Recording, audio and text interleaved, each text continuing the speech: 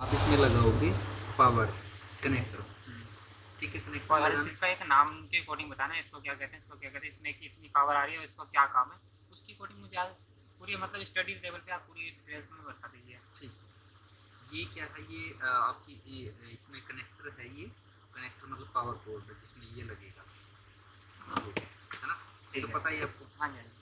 ये लगेगा, ये लगने के बाद ये इसका है, इसमें दो बोर्ड हैं, ठीक है। एक बोर्ड है इसका कंट्रोल बोर्ड, इसको डीसी डीसी बोर्ड बोलते हैं। ओके। ये इसका बूस्ट सेक्शन है, boost section, DC DC section, ठीक है। अब ये क्या है कि ये आएगी यहाँ से पावर, ये इसका इनपुट सेक्शन है यहाँ तक। यहाँ तक इसका इनपुट सेक्शन है। हाँ, जैसे कि नहीं नहीं नहीं, एक मिनट, यहाँ पावर आपकी लगेगी, ये आपके पावर जाएगा, लगेगी यहाँ पे कितने वोल्ट जा रही है, 230 यहाँ वोल्ट पे हमने यहाँ पे 200, दे दिया। हाँ 230 वोल्ट 50 हर्ट्ज की एसी इसमें आएगी, एसी सप्लाई। ओके। फिर ये यहाँ से उठ करके ये इसमें वीडीआर लगेगा, वीडीआर होता है वोल्टेज डिपेंडेंट रेजिस्टेंस। एक मिनट, तो पीछे का एग्जॉस्ट बंद कर दे। हाँ बंद कर दे, बात बहुत ज़्यादा कर रहे हैं, बंद कर। हाँ,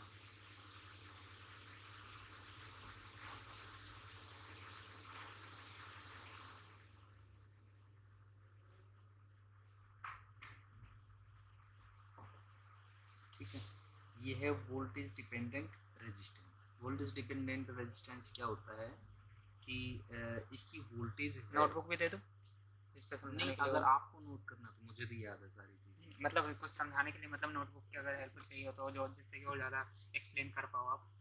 नहीं, नोटबुक की जरूरत नहीं, मैं तो वैसे ही एक्सप्लेन मैं कर दूंगा। जैसे कि वोल्टेज डिपेंडेंट रेजिस्टेंस क्या होता है कि इसका जो रेजिस्टेंस है वो बदलता रहता है अकॉर्डिंग टू अप्लाइड वोल्टेज। मतलब जैसे कि वोल्टेज घटेगी या वोल्टेज बढ़ेगी, इसका रेजिस्टेंस भी उसके हिसाब से बढ़ेगा घटेगा।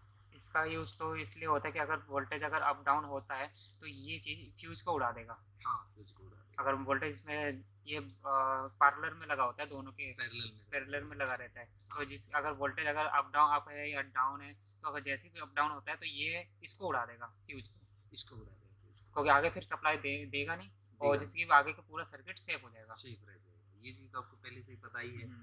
वो चीज़ एक पता होना और अभी आप सीनियर से आप सीख वो क्लियर होना, बहुत फ़र्क है। हाँ, इसलिए मैंने कहा था कि हर एक चीज़ के बारे में बताते जाइए, थोड़ा मुझे भी क्लियर हो जाएगा, अब आगे जो मैंने पढ़ा है, जो मुझे जानता हूँ, उस चीज़ के लिए। वो जो करने वाला काम यही है क्या, जो निपटाना है, या आएगा? निपटाना है, आएगा भी, और माल काम भी बहुत है अभी। काम भी बहुत है, ठीक है। तो शुरू कब करेंगे हम लोग रिपेयर करना, ताकि कि मैं साथ के साथ बताता रहूँगा। फिलहाल तो भी इसके ऊपर एक पूरी स्टडी बता दीजिए, उसके फिर काम थोड़ा हो जाता है, फिर मेरे को भी आ जाएगा ना, फिर दिन मिल के साथ शुरू कर देना है।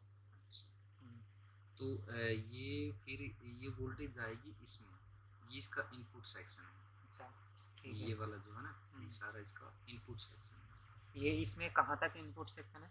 इनपुट सेक्शन यहाँ तक है, यहाँ तक, ठीक है। ठीक है। यहाँ तक इनपुट सेक्शन है। इसमें जैसे कि ये दो रिले हैं, ये रिले है, ये रिले है, ये बॉक्स कैपेसिटर इनको बोलते हैं। ये बॉक्स कैपेसिटर है, बॉक्स कैपेसिटर है, बॉक्स कैपेसिटर है। इनका काम क्या है इनमें? ये कैपेसिटर क्या करता है, कैपेसिटर सिर्फ फिल्ट्रेशन का फिल्ट्रेशन मतलब वो क्या होता है कि कैपेसिटर क्या करता है, कैपेसिटर डीसी को रोकता है और एसी को पास कर देता है। डीसी को रोकता है, एसी को पास कर देता है। तो ये फिल्टर हो गया, क्योंकि जहाँ पे एसी कंपोनेंट कोई है उसको पास कर देगा, डीसी कंपोनेंट है उसको रोक देगा। तो इससे क्या होगा कि आगे जो सर्किट है उसको नुकसान किसी प्रकार का नहीं होगा, ठीक है। तो ये आपको हो गया कैपेसिटर का पता चल गया। रिले एक इलेक्ट्रोमैकेनिकल स्विच है जो कि इलेक्ट्रिकल सिग्नल अप्लाइड करने पे मैकेनिकल मूवमेंट करता है। It is a electromechanic device which works on applied electricity and its mechanically movement solid state होता है ये, ठीक है। और ये रेजिस्टेंस है, रेजिस्टेंस का तो आपको पता ही है कि ये करंट का अपोज करता है, हाई करंट गुजरने नहीं देता। ये तो कभी खराब ही नहीं होते। कैपेसिटर है ये भी सिरेमिक कैपेसिटर जिसको बोलते हैं। ये पता चल गया। इंडक्टर है, इंडक्टर तो विजुअली पता लग जाएगा देखने से कि भाई खराब है या नहीं है। खराब है तो जला जला दिखेगा, खराब नहीं है तो ऐसा बिल्कुल एज यूजुअल जैसा दिख रहा है वैसा दिखेगा। गर्मी लग रही है? नहीं कोई बात नहीं, गर्मी तो ये तो इनपुट सेक्शन हो गया, पता चल गया आपको। इसमें कुछ पूछना हो तो डाउट हो तो आप बताओ। यहाँ से हमने 220 वोल्ट दिया तो यहाँ से फिर पावर आएगी फ्यूज से होते हुए इसके पीओपी के पास, क्या कहते हैं इसे, ये वीडियो वीडियो के पास आएगा। फिर इसे यहाँ से इनपुट, ये पूरा हमारा इनपुट सेक्शन है। हाँ जी, ये पूरा, ये नहीं तो पूरा इनपुट नहीं है, ये इतना इतना इनपुट। अच्छा, सिर्फ ये इतना इतना आ जाएगा। तो ये सिर्फ इतना इतना इनपुट है, यहाँ पे पावर आ जाती है। यहाँ पे ये इसका इतना हिस्सा इनपुट है। हाँ जी, ये तो इसमें जो पावर आती है यहाँ पर आया, ठीक है, 220 वोल्ट यहाँ पे आ जाती है, ठीक है। इसके बाद जो प्रोसेस, जो पहला स्टेप पावर पहुँचता है किसके पास आता है इसमें? सबसे पहले पावर आएगा, एक मिनट मैं इसको, सबसे पहले है ना पावर आएगा यहाँ पे रेजिस्टेंस के पास, ठीक है। रेजिस्टेंस के बाद फिर आ जाएगा इसमें हाँ जी, कैपेसिटर में या फिर कॉइल में? मतलब कैपेसिटर और कोयल ये लगे रहते हैं। कोयल पैरेलल नहीं होती, कोयल सीरीज में होती है। ये कैपेसिटर पैरेलल में लगा, ठीक है। तो पहले कैपेसिटर में जाएगा, क्योंकि कैपेसिटर में जाएगा वो, उसके बाद एसी को, इसमें जितनी भी डीसी उसको निकाल के एसी आगे अपने पास रोक लेगा, कैपेसिटर फिर आगे प्योर एसी सप्लाई कर देगा। फिर उसके बाद कॉइल में जाएगा, है ये जो डीसी को रोकता है, ये डीसी को डीसी को तो कैपेसिटर रोकता है, ये क्या करता है, ये डीसी को पास कर देता है, ये पास कर देता है। हाँ, ये दोनों मिलके कैपेसिटर और इंडक्टर का मेल करके इलेक्ट्रॉनिक्स में फिल्टर बनते हैं, हाई पास फिल्टर, लो पास फिल्टर, दोनों के कॉम्बिनेशन से। दो कैपेसिटर एक ये लगा करके हाई पास फिल्टर आप बना सकते हो, लो पास फिल्टर बनाने के लिए दो ये लगा दोगे इंडक्टर और एक कैपेसिटर लगा दोगे, लो पास फिल्टर हो गया। तो ये क्या करता है, लो पास हाई पास का क्या मतलब है कि इट्स डिपेंड ऑन फ्रीक्वेंसी, जितनी हायर फ्रीक्वेंसी होगी उसको पास करता जाएगा। इसका एक फार्मूला है ना, वो 2πFE ऐसा कुछ है, इसका फैराडे इसकी यूनिट होती है इसकी। और ये क्या करता है कि लो फ्रीक्वेंसी को पास कर देगा, लो फ्रीक्वेंसी को पास कर देगा, हाँ, लो फ्रीक्वेंसी को जल्दी पास करेगा, हाई फ्रीक्वेंसी का अपोज करेगा, रोकेगा, हाई फ्रीक्वेंसी को जाने देगा जिसकी इसकी वैल्यू जितनी होगी, हाँ, अपनी वैल्यू के इसकी वैल्यू के हिसाब से। ओके, तो ये आगे समझ में आपको, ठीक है। और क्या जानना बताओ? अब मतलब स्टेप बाय स्टेप पूरा बता दीजिए, पूरा कि इसमें ऐसे सेक्शन यहाँ से यहाँ तक हो गया, फिर उसके बाद अब यहाँ पे हम पहुँच गई पावर। अब इसके बाद फिर क्या काम शुरू होता है?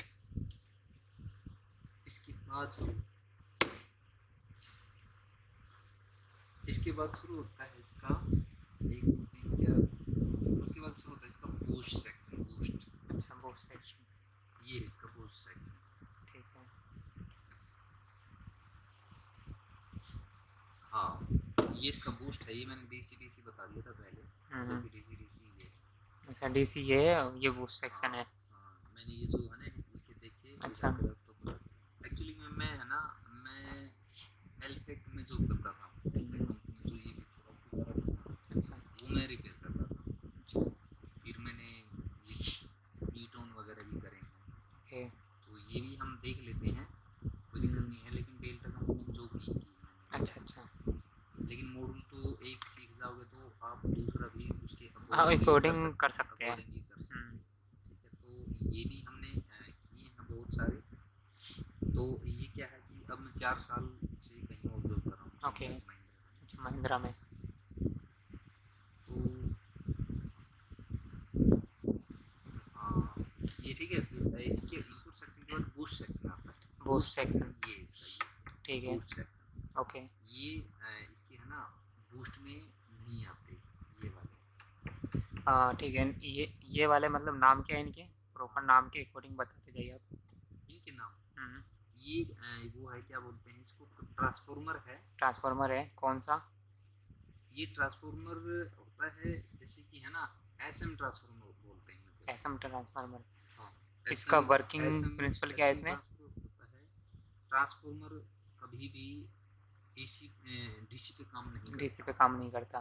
ठीक है। एसएम ट्रांसफॉर्मर होता है switch mode transformer. Switch mode transformer, ठीक स्विच है। मोड ट्रांसफार्मर क्या होता है कि इससे पहले एक हाई स्विचिंग सर्किट लगा रहता है, आईसी लगी रहती है। वो आईसी उसको क्या करती है कि एक सर्टेन फ्रीक्वेंसी देती है ओके, जिसके ऊपर ये काम करता है। ठीक है। इसके लिए जो आईसी आप बता रहे हैं वो आईसी इसके अंदर कहाँ लगी हुई है? वो आईसी जैसे कि ये है ना बूस्ट की आईसी है ये। ओके, ये बूस्ट की आईसी है। हाँ, ये बूस्ट ठीक की है। आईसी है। फिर नीचे भी कुछ कन्वेंशनल सर्किट लगा रहता है। ओके। कईयों में आईसी लगा देते हैं, कईयों में छोटे छोटे छोटे छोटे कन्वेंशनल कंपोनेंट लगा देते हैं, ओके। है ना। तो ये है। फिर ये यहाँ पे मॉस्फेट है, ये वाले, हम्म, 1 2 3 4, ये ठीक आई है। थिंक ये डायोड है, रेगुलेटर, रेगुलेटर। हाँ डायोड जिसको डायोड। बोलते हैं।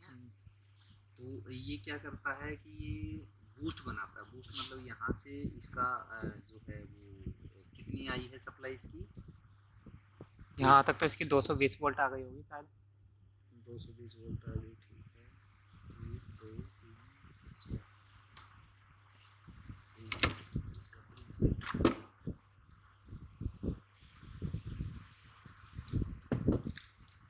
क्योंकि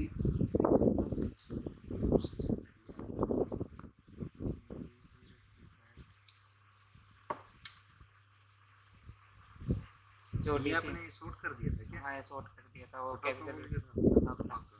हाँ वो रेजिस्टेंस नहीं है डिस्चार्जर ना, जो वो मैंने बनाया है। हाँ, पहले मैं जब हमने नहीं, ना बहुत सारे बना दिए थे। खुद को भी तो पता होना चाहिए नहीं कितना पटाखा आवाज़ आती है। एक बार प्रैक्टिकल करके देख रहा था मैं कि कितना कितना साउंड है, तो वो मैंने एक बार चेक किया ये था। जो ये क्या चीज़ है? ये डीसी ड्राइव का है, एसी ड्राइव का फ्रंट पैनल। मैं क्या कह रहा था,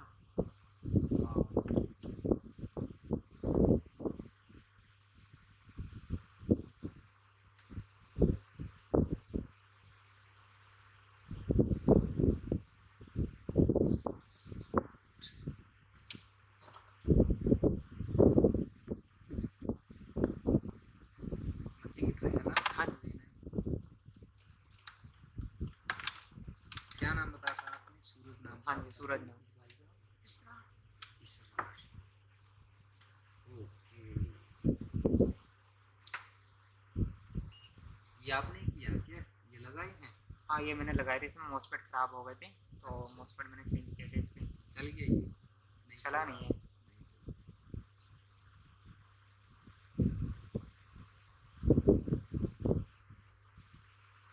अभी नहीं चला। ये इसकी आउटपुट डायोड होती है, हाई एम्पीयर की होती है। हाई एम्पीयर की